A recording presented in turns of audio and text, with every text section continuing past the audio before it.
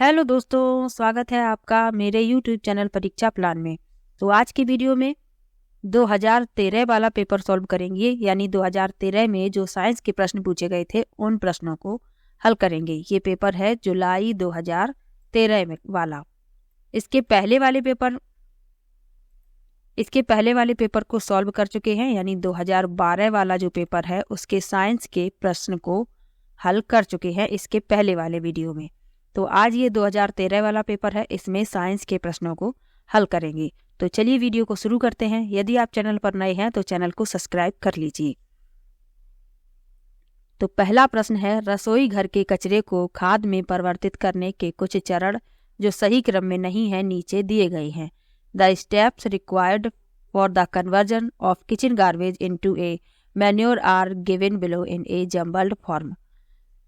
इन चरणों का सही क्रम है, यानी रसोई घर का जो कचरा होता है उसको खाद में परिवर्तित किया जाता है, लेकिन जो क्रम होता है वह सही क्रम में ये नहीं लिखे हैं, तो इनका सही क्रम बताना है।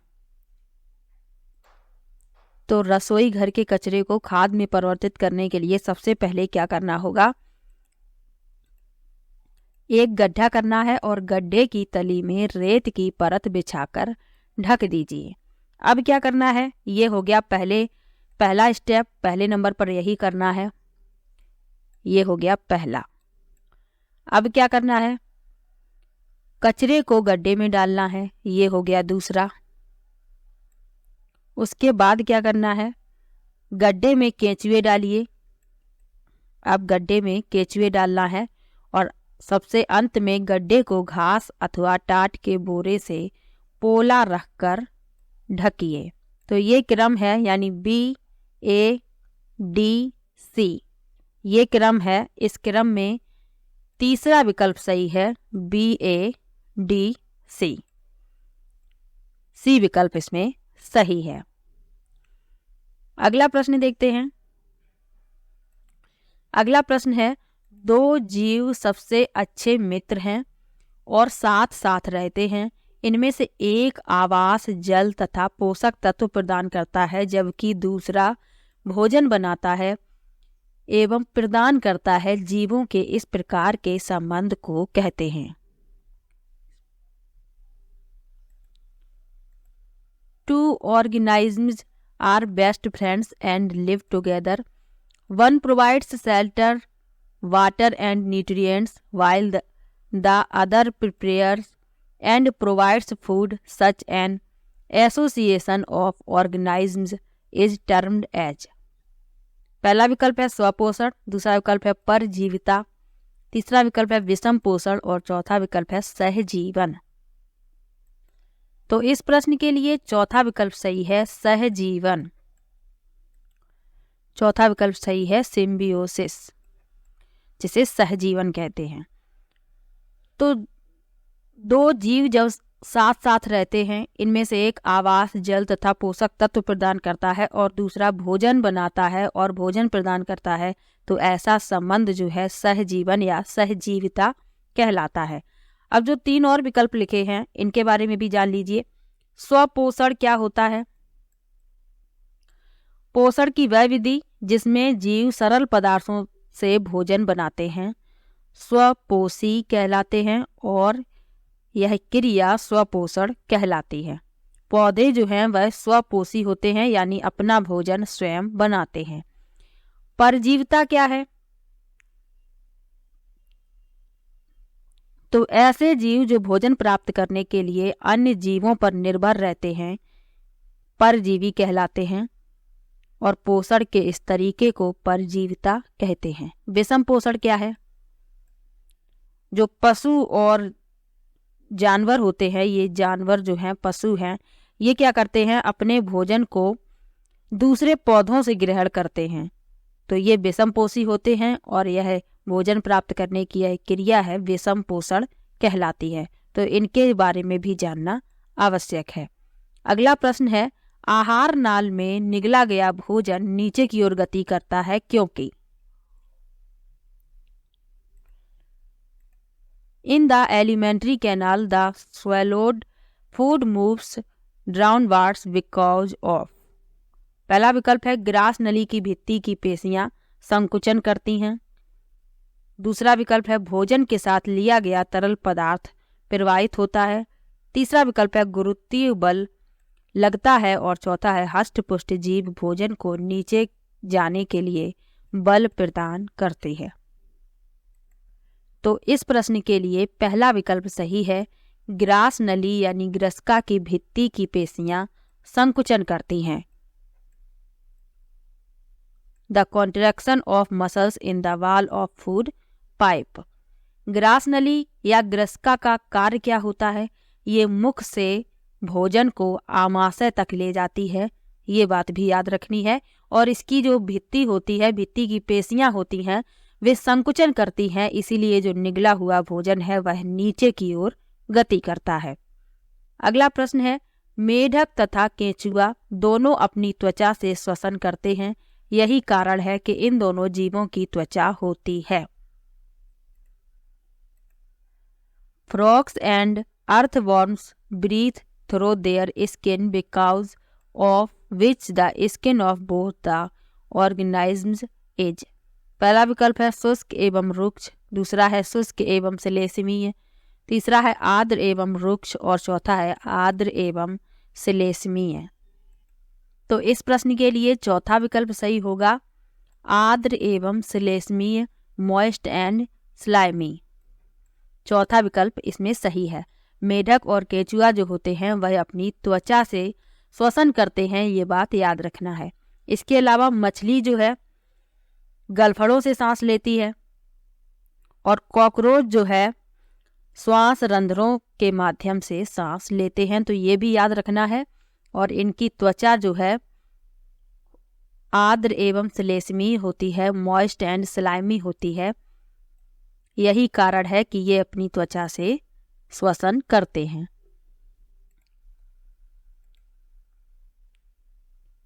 प्रश्न है, पिकनिक पर जाते समय किसी छात्र ने यात्रा समाप्त होने तक बस के ओडोमीटर का पाठ्यांक प्रत्येक 10 मिनट पश्चात नोट किया।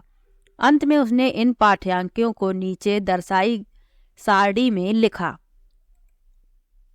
ये लिखा हुआ है और बताना है बस की समस्त यात्रा की मीटर प्रति सेकंड में औसत चाल थी।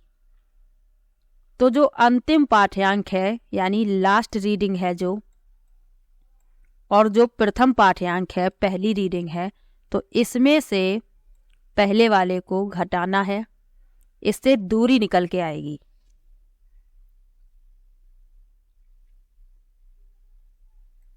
तो अंतिम पाठ्यांक से जब पहले वाले पाठ्यांक को घटाएंगे तो दूरी निकल के आएगी 54 किलोमीटर। ऐसे ही समय को घटाएंगे तो यहाँ मिलेगा कुल समय 1 घंटा। औसत चाल बराबर दूरी बटे समय होता है, ये दूरी हो गई, ये समय हो गया, तो चाल निकल के आ गई 54 किलोमीटर प्रति घंटा। बताना है मीटर प्रति सेकंड में, तो इसमें 5/18 से कर देंगे गुणा।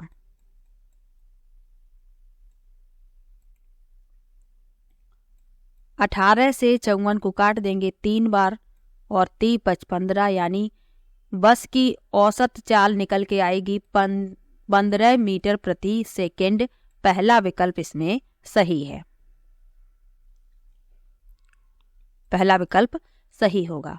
अगला प्रश्न है, आपको एक अवतल दर्पण, एक अवतल लेंस, एक उत्तल दर्पण तथा एक उत्तल लेंस दिया गया। किसी बिंब का विवर्धित प्रतिबिंब प्राप्त करने के लिए आप उपयोग कर सकते हैं या तो You are provided with a concave mirror, a concave lens, a convex mirror and a convex lens. To obtain an enlarged image of an object, you can use either. पहला विकल्प है अवतल लेंस अथवा उत्तल लेंस, दूसरा है अवतल दर्पण अथवा उत्तल दर्पण, तीसरा है अवतल दर्पण अथवा अवतल लेंस और चौथा है अवतल दर्पण अथवा उत्तल लेंस। तो इस प्रश्न के लिए प्रश्न में कहा गया है कि किसी बिंब का विवर्धित प्रतिबिंब प्राप्त करना है तो इसके लिए प्रयोग करेंगे अवतल दर्पण अथवा उत्तल लेंस का। चौथा विकल्प इसमें सही होगा कॉनकेव मिरर और सही होगा concave mirror and convex lens. अगला प्रश्न देखते हैं, निम्नलिखित में से खरीफ फसलों का समुच्चय चुनिए, यानी इनमें वह ग्रुप बताना है जो खरीफ की फसलों का है। Select from the following A set of kharif crops. पहला विकल्प है कपास, धान, मटर, अलसी। दूसरा विकल्प है धान, मक्का, कपास, सोयाबीन। तीसरा विकल्प है चना, सरसों, मूंगफली, गेहूं। और चौथा विकल्प है मक्का, धान, अलसी, सोयाबीन। तो फसलें जो होती हैं वो 3 प्रकार की होती हैं, रबी की फसल, खरीफ की फसल और जायद की फसल। खरीफ की फसलों का समुच्चय पूछा गया है। दूसरा विकल्प सही होगा धान, मक्का, कपास, सोयाबीन। ये फसलें जो हैं जून से सितंबर के बीच में बोई जाती हैं और अक्टूबर के आसपास काट ली जाती है खरीफ की फसलों को। रबी की फसल जो है वह बोई जाती है की फसल जो है वह अक्टूबर और दिसंबर के बीच में बोई जाती है और अप्रैल तक इसको काट लिया जाता है। रबी की फसल में क्या क्या बोया जाता है? गेहूं, जौ, आलू, चना, मटर, सरसों, ये सभी हैं रबी की फसलें। अब जायद की फसल है वो कब बोई जाती है? जब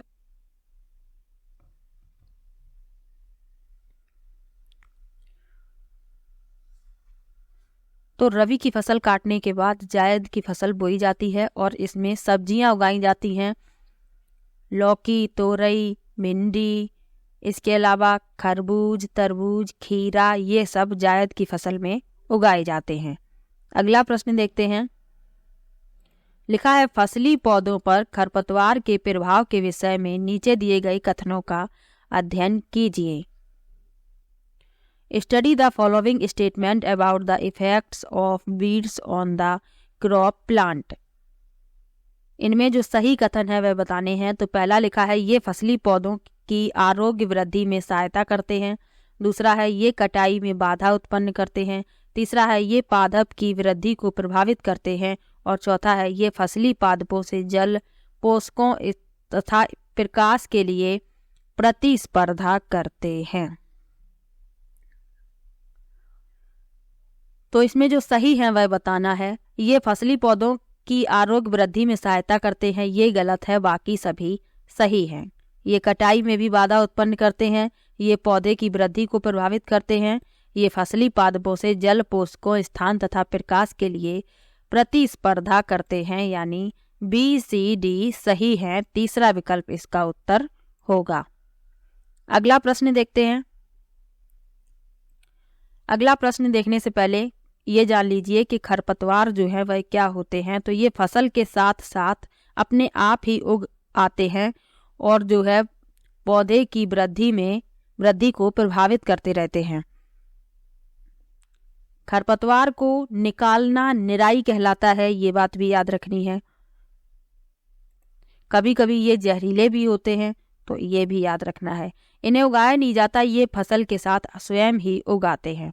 अगला प्रश्न है, जब हम सोडियम हाइड्रोक्साइड के ताज़ा बने जलीय विलयन में एल्युमिनियम की पन्नी डालते हैं तो कोई गैस उत्पन्न होती है। नीचे दिए गए कथनों में से कौन सा कथन इस गैस के गुणों का सही वर्णन करता है? When we add aluminium foil to freshly prepared sodium hydroxide solution, a gas is produced. Which of the following correctly states the property of this gas? पहला विकल्प है रंगहीन एवं गंधहीन गैस जो जलती माचिस की तीली को बुझा देती है। दूसरा है रंगहीन एवं गंधहीन गैस जो जलती मोमबत्ती के जलने में सहायता करती है।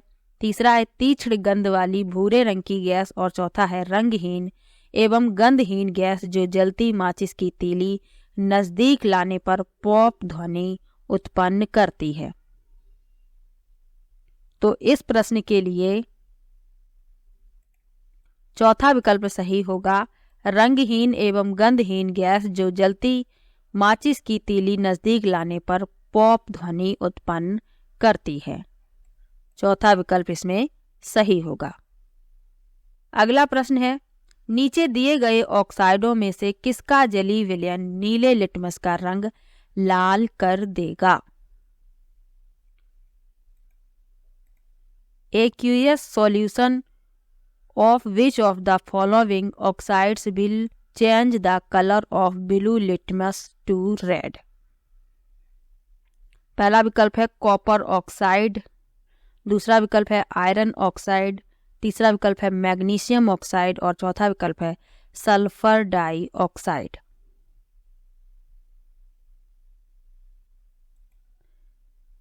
तो अम्ल जो होते हैं वह नीले लिटमस को लाल कर देते हैं।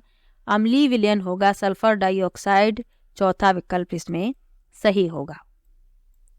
अम्ल जो है नीले लिटमस का रंग लाल कर देते हैं, स्वाद में खट्टे होते हैं और क्षार जो है इनका स्वाद कड़वा होता है और ये साबुन जैसा एहसास देते हैं और क्षार लाल लिटमस को नीला कर देते हैं। तो ये बातें भी याद रखनी है।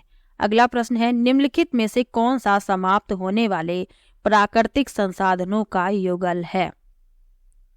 पहला विकल्प है कोयला तथा मृदा, दूसरा विकल्प है पेट्रोलियम तथा जल, तीसरा है खनिज तथा वन्यजीव और चौथा है प्राकृतिक गैस तथा सूर्य का प्रकाश।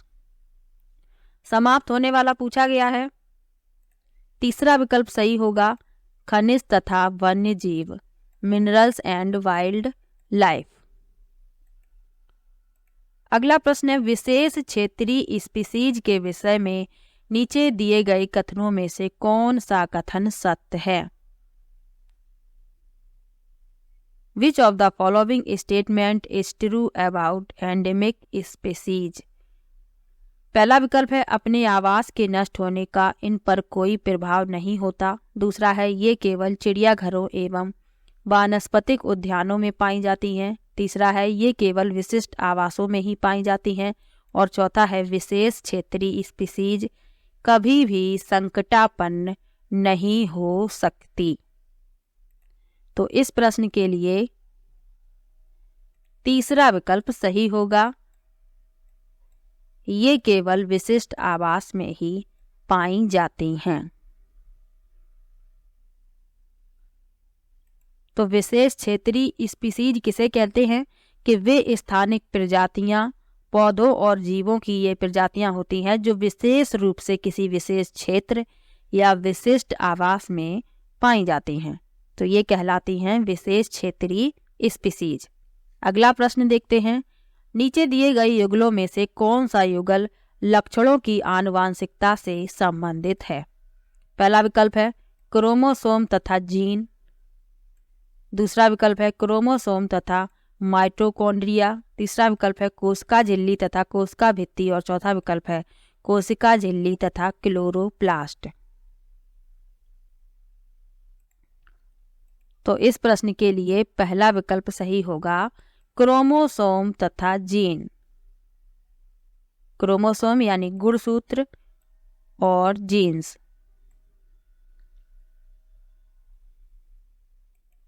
अगला प्रश्न देखते हैं, नीचे दिए गए पदों के विभिन्न संयोजनों में से जंतु कोशिका के संदर्भ पदों का कौन सा संयोजन सही है?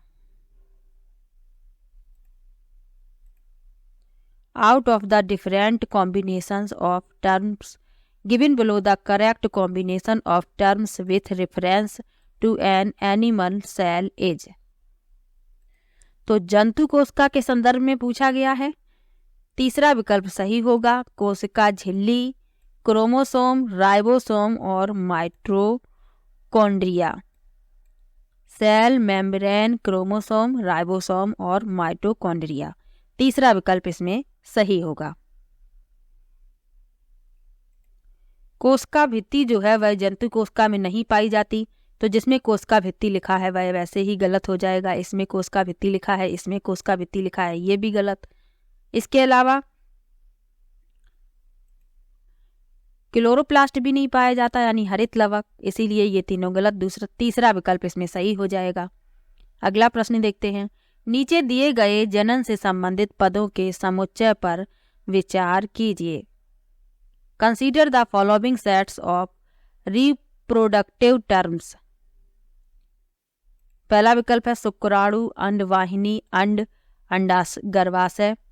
दूसरा है अंडोत्सर्ग, अंड, अंडवाहिनी, गर्भाशय।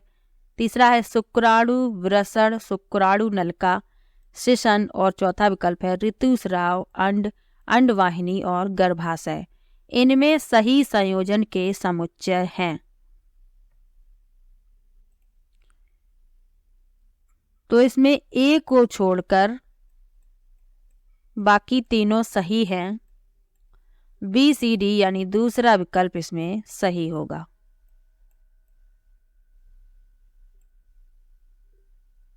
अगला प्रश्न है,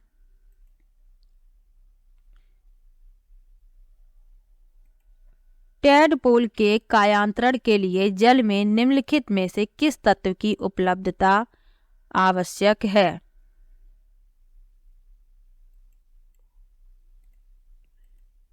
Which of the following element must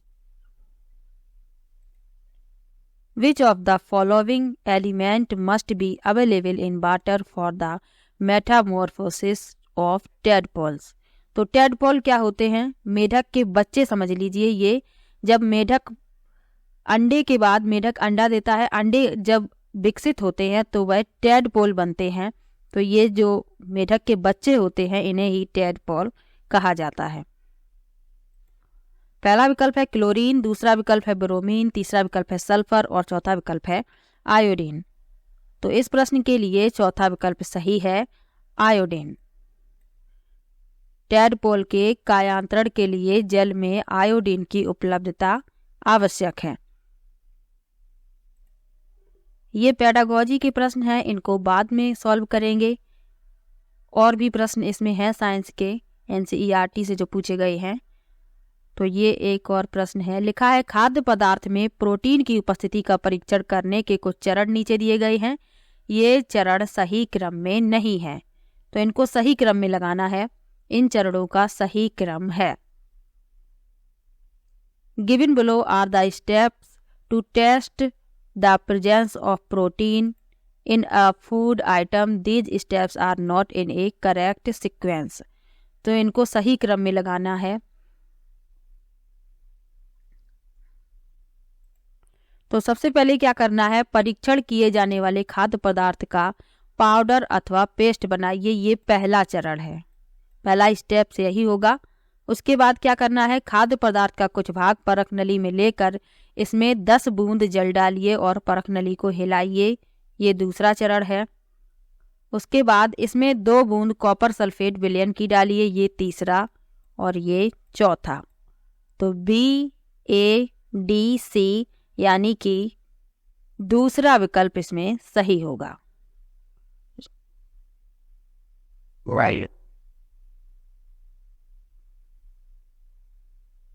तो यदि किसी खाद्य पदार्थ में प्रोटीन की उपस्थिति का परीक्षण करना है तो इन क्रम में, इन चरणों का सही क्रम यही होगा।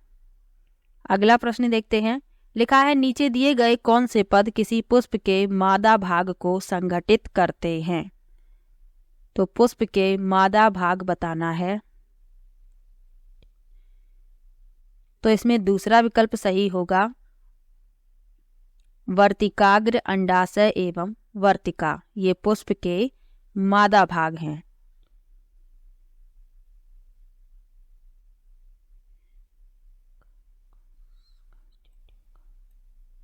Which of the following terms constitute the female part of a flower? तो इसमें दूसरा विकल्प इसमें सही होगा, स्टिग्मा, ओवेरी एंड स्टाइल। अगला प्रश्न है, किसी अस्थि को गति प्रदान करने के लिए कितनी पेशियां मिलकर संयुक्त रूप से कार्य करती हैं? तो 2 पेशियां मिलकर संयुक्त रूप से कार्य करती हैं। एनसीईआरटी में पहले भी पढ़ाया था। अभी एनसीईआरटी जब पढ़ाई जाएगी तो उसमें ये सब आपको डिटेल में पढ़ने के लिए मिलेगा। How many muscles work together to move a bone? तो 2 पेशियां मिलकर, 2 मसल्स मिलकर संयुक्त रूप से ये कार्य करती हैं। अगला प्रश्न है, उस समुच्चय का चयन कीजिए जो किसी आवास के केवल जैविक अवयवों का निरूपण करता है। Choose the set that represent only the biotic component of a habitat. तो इस प्रश्न के लिए दूसरा विकल्प सही होगा, कीट, मेढक, मछली, जलीय पादप। Insect, frog, fish, aquatic plant. दूसरा विकल्प इसमें सही है। तो ये 2013 वाला पेपर था। तो नेक्स्ट वीडियो में मिलेंगे 2014 वाले पेपर के साथ। उसमें जो भी साइंस के क्वेश्चन होंगे उनको सॉल्व करेंगे। तो वीडियो कैसा लगा कमेंट बॉक्स में ज़रूर बताइएगा। वीडियो को लाइक कीजिए, शेयर कीजिए और चैनल को सब्सक्राइब कर लीजिए। मिलते हैं नेक्स्ट वीडियो में, तब तक के लिए बाय बाय।